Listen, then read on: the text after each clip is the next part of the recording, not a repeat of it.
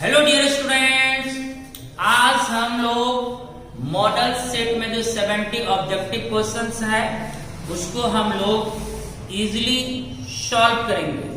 बस आपको आंसर भी देना है ऑप्शंस को सुनकर, और मुझे ये देखना है कि कौन फास्ट करेक्ट आंसर दे रहे हैं कमेंट में।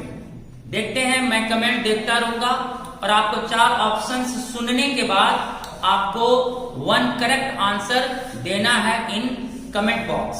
ओके बच्चों, तो मैं आपको मॉडल सेट दिखा दूं। ये देखो मॉडल सेट है 2021 का इंटरमीडिएट केमिस्ट्री में 70 ऑब्जेक्टिव क्वेश्चंस आया है। तो पूछने का शायद तरीका यही होगा, इसी तरह से पूछा जाएगा क्वेश्चंस आपको। तो आपको कैसे इसका आंसर करना है ये हम लोग देखते हैं। अगर किसी में आपको दिक्कत होगी तो आपको उसको सॉल्व करके भी दिखाया जाएगा। तो फटाफट हम लोग क्वेश्चन को सॉल्व करते हैं। इस बोर्ड में अभी 15 क्वेश्चंस है। पहले हम लोग 15 क्वेश्चंस को सॉल्व करते हैं आउट ऑफ 70, यानी 70 में से पहले शुरू का 15 क्वेश्चंस को हम लोग देखते हैं, फिर आगे के क्वेश्चंस को भी हम लोग टच करेंगे। ओके बच्चों, तो चलिए रेडी हो जाइए। पहला क्वेश्चन है, which type of crystal is graphite. याद करो बच्चों, आपने सॉलिड स्टेट में टाइप्स ऑफ क्रिस्टलाइन सॉलिड पढ़ा था, उसमें एक पढ़ा था कोवैलेंट सॉलिड या नेटवर्क सॉलिड भी बोला जाता है, और उसका हाईलाइटेड एग्जांपल हमने लिखाया था डायमंड, ग्रेफाइट, सिलिकॉन कार्बाइड, याद करो SiC, उसके अलावा क्वार्ट्ज, SiO2, ये सब एग्जांपल था किसका बच्चों, कोवैलेंट सॉलिड्स का। इसी को हम लोग जाइंट मॉलिक्यूल के भी नाम से जानते हैं, ये आप सबने पढ़ा होगा। तो बताओ, which type of crystal is graphite. Graphite कैसा क्रिस्टल है? ऑप्शन आयोनिक सॉलिड है, कोवैलेंट सॉलिड है, मॉलिक्यूलर सॉलिड है या मेटेलिक सॉलिड है। आंसर होगा बच्चों कोवैलेंट सॉलिड। क्लियर हो गया बी नंबर ऑप्शन। अब हम लोग आते हैं बच्चों सेकेंड क्वेश्चन में। The number of atoms present in BCC unit cell, body centred cubic unit cell. बताओ BCC में एटम्स कहां कहां लोकेटेड रहता है? तो आपका आंसर होगा सर सारे कॉर्नर्स पर लोकेटेड रहता है। तो कितने कॉर्नर्स होता है BCC यूनिट सेल में? 8 कॉर्नर्स। तो सभी कॉर्नर पर एक एक एटम प्रेजेंट है, और आपको पता है बच्चों ईच कॉर्नर का कंट्रीब्यूशन 1/8 होता है। तो 1 कॉर्नर एटम का कंट्रीब्यूशन 1/8, और यहाँ एटम 8 कॉर्नर पर है, 8 कॉर्नर पर है, तो इंटू हो जाएगा 8 से, 8 इंटू 1/8 प्लस, चूंकि BCC नाम है बच्चों, तो कॉर्नर्स के अलावे एक एटम कहां होता है? With in the body at the centre, यानी BCC यूनिट सेल के अंदर एक एटम सेंटर पर भी है, और जो एटम अंदर रहता है उसका पूरा में पूरा कंट्रीब्यूशन होता है। एक एटम अंदर तो उसका कंट्रीब्यूशन भी कितना होगा? 1। 8 कट गया, 1 प्लस 1 इक्वल टू कितना होगा बच्चों? 2। आंसर हो जाएगा 2। The number of atoms present in BCC unit cell equal to हो जाएगा 2। 8 कॉर्नर्स मिलकर 1 एटम दिया, अब plus 1 atom within the body at the centre, 1 plus 1 equal to 2। Answer. An example of colligative property of a solution is. बताओ colligative property आपने कितने types का पढ़ा है? 4 टाइप्स का। पहला relative lowering in vapour pressure, second elevation in the boiling point, third depression in the freezing point, last आपने पढ़ा था बच्चों ऑस्मोटिक प्रेशर। तो बताओ 4 में से कौन सा यहाँ ऑप्शन है? क्या डेंसिटी कोलिगेटिव प्रॉपर्टी है? No. Mass no. Temperature no. तो कौन है? Elevation in boiling point, elevation in boiling point, C number option. Which of the following substance produces maximum depression or freezing point? बताओ इन 4 substance में से किसका depression और freezing point सबसे ज्यादा होगा? याद करो बच्चों, आपने क्या पढ़ा था? Colligative property directly proportional to होता I का, वांट ऑफ फैक्टर का। इनमें से जिसका वांट ऑफ फैक्टर सबसे ज्यादा होगा, उसी का डिप्रेशन इंक्रीजिंग पॉइंट सबसे ज्यादा होगा। और वाट ऑफ फैक्टर का फार्मूला क्या पढ़ा था? Number of ions after dissociation या एसोसिएशन अपॉन बिफोर डिसोसिएशन और एसोसिएशन, टूटने के बाद की संख्या डिवाइडेड बाय टूटने से पहले की संख्या। देखो अगर आप K2SO4 को डिसोसिएट करेंगे बच्चों, ये टूटेगा 2 मोल पोटेशियम आयन में और 1 मोल सल्फेट आयन में। देखो 1 मोल सल्फेट आयन, 2 मोल पोटेशियम आयन, तो 2 + 1 3 मोल में टूटा। तो डिसोसिएशन के बाद आयन्स का नंबर कितना हो गया? 3। और डिसोसिएशन से पहले देखो कितना, ये 1, तो 3/1 = 3, तो I का मान आया 3। वांट ऑफ फैक्टर इसका 3 आया। इसका वांट ऑफ फैक्टर सबसे ज्यादा होता है बच्चों, इसलिए इसका डिप्रेशन इंक्रीजिंग पॉइंट भी सबसे मैक्सिमम होगा।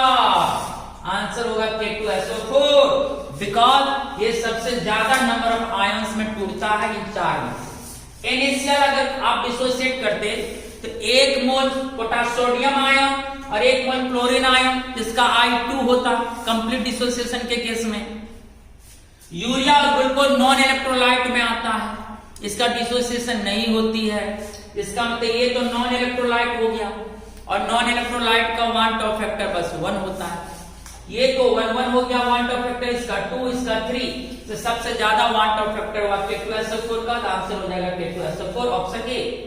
The substance deposited at cathode during the electrolysis of molten NaCl, याद करो मैंने इलेक्ट्रोकेमिस्ट्री में आपको अच्छा तरह से बताया था।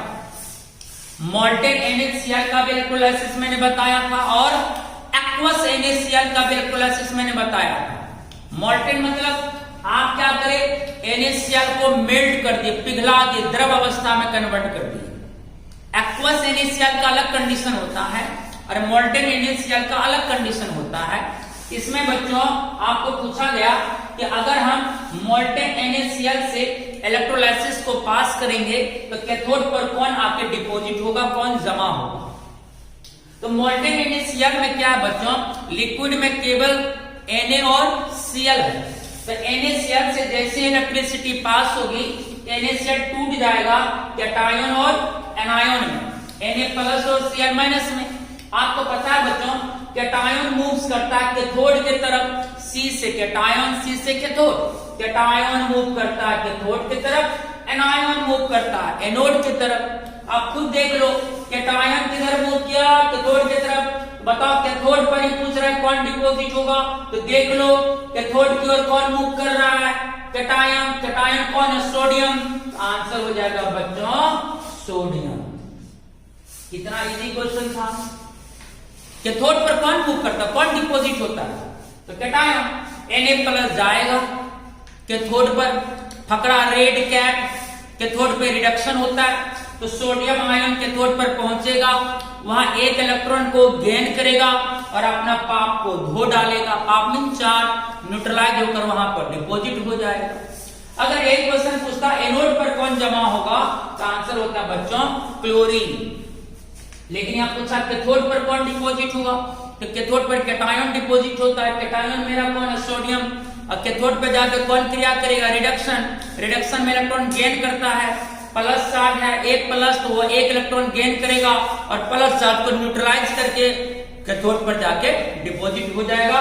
आंसर होगा बच्चों sodium. If the standard oxidation potential of an electrode is plus 0.76 volt, then its standard reduction potential is, बच्चों ऑक्सीडेशन पोटेंशियल और रिडक्शन पोटेंशियल का साइन जस्ट अपोजिट होता है। जो साइन ऑक्सीडेशन पोटेंशियल में होगा उसका अपोजिट साइन रिडक्शन पोटेंशियल में होगा, या जो साइन रिडक्शन पोटेंशियल में होगा उसका अपोजिट साइन ऑक्सीडेशन पोटेंशियल में होगा। यहां बच्चों ऑक्सीडेशन पोटेंशियल है प्लस में, तो बताओ रिडक्शन पोटेंशियल क्या हो जाएगा, माइनस में केवल, तो माइनस 0.76 वोल्ट आंसर होगा। बताओ कौन सा ऑप्शन होगा, सी। The inversion of cane sugar to produce glucose and fructose is represented by the reaction। देखो ये आपका शुगर है कैन शुगर, वाटर के साथ एसिडिक मीडियम में ट्रीट हुआ, ये दिया ग्लूकोज और फ्रुक्टोज दिया। तो पूछ रहा बच्चा द रिएक्शन, ये रिएक्शन कैसा है? याद करो मैंने केमिकल काइनेटिक्स में आपको पढ़ाया था, कौन सा रिएक्शन बच्चों? Pseudo first order reaction. और मैंने कहा था सूडो फर्स्ट ऑर्डर रिएक्शन की पहचान है अगर शुगर के साथ या ईस्टर के साथ क्या दिखे? जल, वाटर दिखे, क्योंकि हम वाटर हमेशा एक्सेस कंडीशन में होगा। जैसे ही आपने शुगर के साथ वाटर देखा तो आपको समझ जाना था कि ये रिएक्शन होगा बच्चों सूडो फर्स्ट ऑर्डर रिएक्शन, क्योंकि जो रिएक्टेंट एक्सेस होता है बच्चों वो उसका कॉन्सेंट्रेशन कांस्टेंट हो जाता है। तो बच्चों जब आप रेट को डिजाइन करते हैं, अगर मैं 7 नंबर क्वेश्चन का सॉल्यूशन करूं तो देखो बच्चों क्या होगा, यहां आपको पता है रेट होता है बच्चों R equal to K into concentration of reactant. Reactant में आपका शुगर है C12 H22 O11 और कौन है बच्चों? वाटर। यस कि नो? देख लो रेट इक्वल टू क्या होता है? Rate constant K into concentration of reactants. तो concentration of sugar into concentration of water. But यहाँ वाटर क्या होता है बच्चों? एक्सेस होता है always.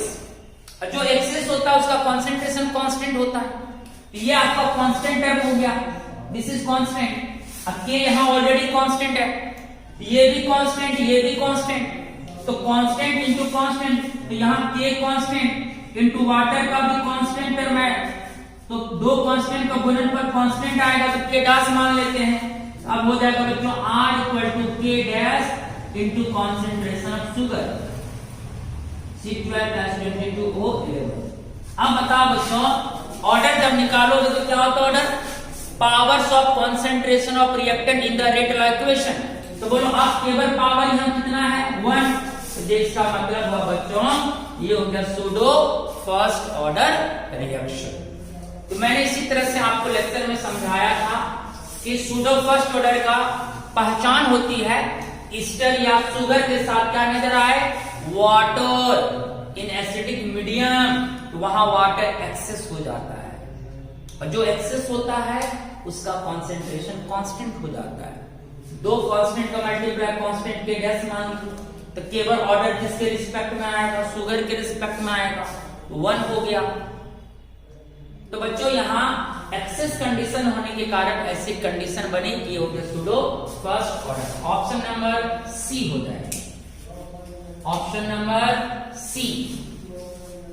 Another the rate of a chemical reaction is expressed as, आपको किसी रिएक्शन का बच्चों रेट इक्वेशन दिया हुआ है और रेट इक्वेशन को देखकर ही हम लोग ऑर्डर को प्रेडिक्ट करते हैं। ऑर्डर का डिफिनेशन मैंने क्या लिखाया था?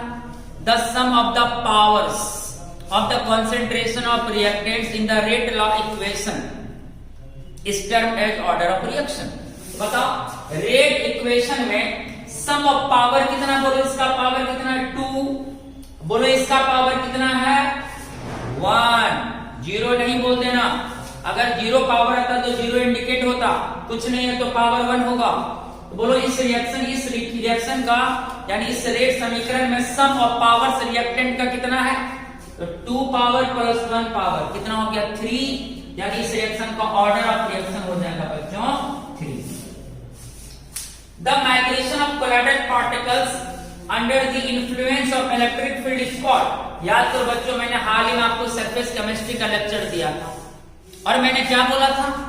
जब हम इलेक्ट्रिक फील्ड से कोलाइडल पार्टिकल को पास करते हैं तो कोलाइडल पार्टिकल अपोजिटली इलेक्ट्रोड की ओर मुड़ जाता है। अगर कोलाइडल पार्टिकल पर पॉजिटिव चार्ज होगा तो निगेटिव इलेक्ट्रोड की ओर इलेक्ट्रिक फील्ड में मूव करेगा, अगर निगेटिव चार्ज होगा तो पॉजिटिव इलेक्ट्रोड की ओर मूव करेगा। इसका मतलब कि कोलाइडल पार्टिकल का अपोजिट इलेक्ट्रोड की ओर मुड़ जाना वह टर्म कहलाता है क्या? बताओ, सरफेस केमिस्ट्री में मैंने ये लिखा है, क्या कहलाता है? इलेक्ट्रोफोरेसिस। क्या कहलाता है? इलेक्ट्रोफोरेसिस। आंसर हो जाएगा बच्चों electrophoresis. The natural substance from which the extraction of metal is profitable is called. बताओ वैसे मिनरल्स जिससे हम कम खर्च में सुविधाजनक रूप से मेटल को एक्सट्रैक्ट कर सकते हैं, वह मिनरल्स क्या कहलाता है? बोलो और कमेंट में लिखो, क्या कहलाता है? Ores, correct answer. तो प्रॉफिटेबल रूप से हम लोग जिस सब्सटेंस से मेटल को एक्सट्रैक्ट करते हैं वह कहलाता है ओर्स। आंसर होगा बच्चों ores. The metal obtained by cyanide process, ये तो रट लेना, साइनाइड प्रोसेस से जो मेटल प्राप्त होता है वो होता है बच्चों silver. Which of the following does not form hydrogen bond? मजा आ गया। वही बनाता है हाइड्रोजन बॉन्ड जिसमें नजर आता है फॉर्म, FON, फॉर्म। यानी जब वही हाइड्रोजन बॉन्ड बना सकता है जो फॉन से जुड़ा रहेगा। H अगर F से जुड़ा हो, H अगर O से जुड़ा हो, H अगर N से जुड़ा हो, वह H बॉन्ड बना सकता है। तो वही हाइड्रोजन बॉन्ड बनाता है जो कोवैलेंट बॉन्ड के द्वारा फॉन से चिपका रहता है।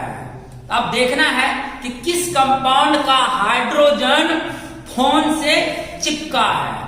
तो जो फॉन से चिपकेगा वही H बॉन्ड बनाएगा, जो फॉन से नहीं चिपका है वो H बॉन्ड नहीं बनाएगा। तो वही हाइड्रोजन बॉन्ड बनाएगा जो फॉन से चिपका रहेगा।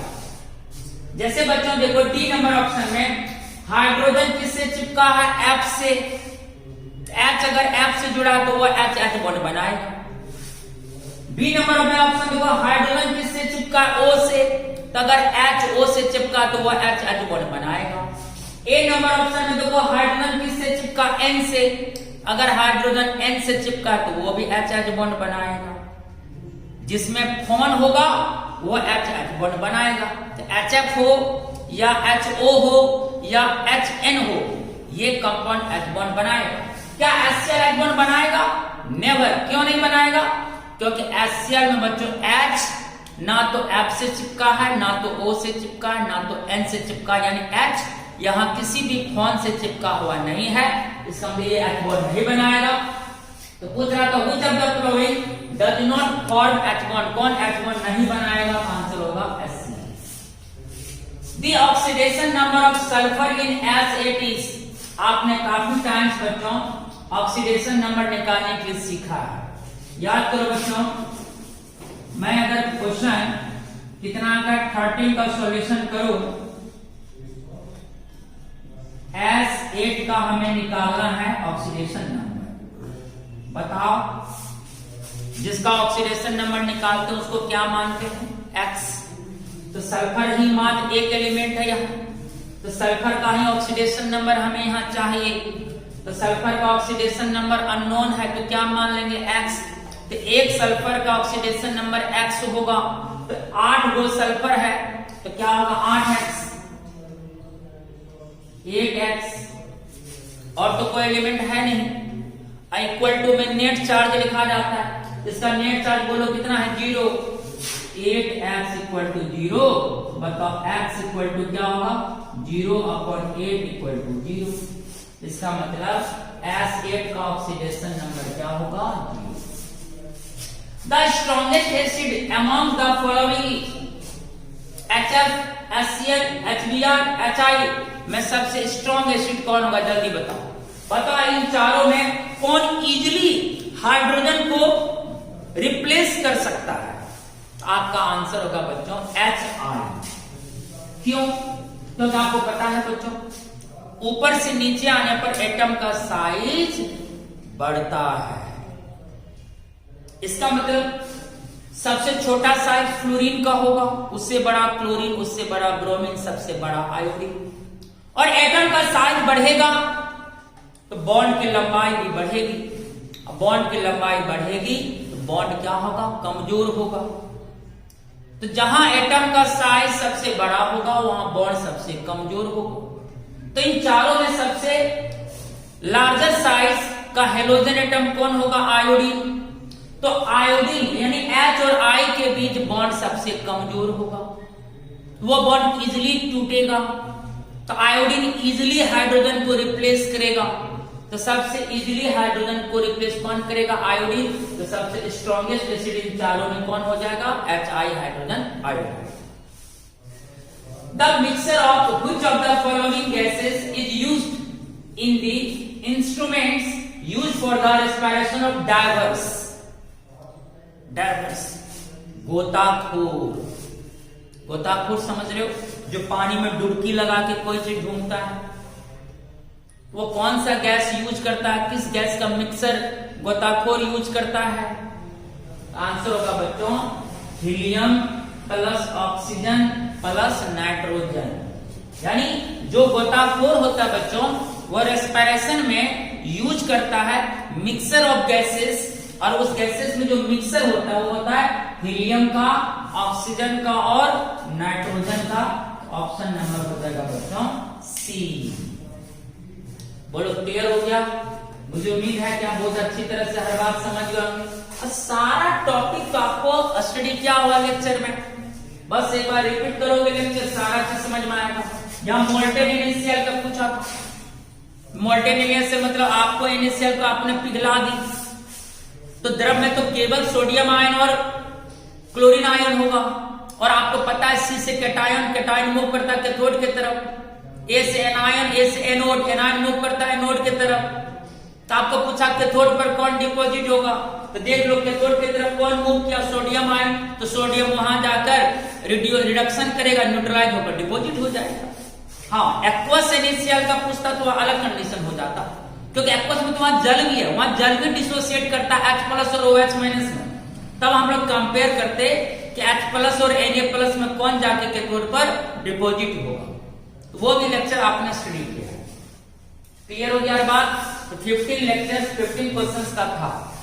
ओके बच्चों, तो ये 15 क्वेश्चंस को आप को मैंने आज अभी बताया। तो आज शॉर्ट वीडियो होगा, बाकी का ज्यादा क्वेश्चंस जाएगा क्योंकि आज फर्स्ट था। तो फिर हम लोग अगले वीडियो में और भी ऑब्जेक्टिव क्वेश्चंस को सॉल्व करेंगे। अब बच गया कितना? 55 क्वेश्चन। 55 5 7 10 70 55 क्वेश्चन बच गया, जो एक दो वीडियो में कंप्लीट हो जाएगा। बस एक बार देख लेना है। अगर इस टाइप के क्वेश्चंस आएगा तो आपको बनाने में कोई प्रॉब्लम्स नहीं होगी। अगर स्क्रीनशॉट लेना है तो आप ले सकते हैं। कम समय है, आराम से आप देख सकते हैं। ये थी कहानी। चलिए फिर हम लोग कल आपको फिर नेक्स्ट वीडियो मिलेगा, इससे ज्यादा क्वेश्चंस रहेगा उसमें। तब तक के लिए बच्चों टेक केयर एंड बाय।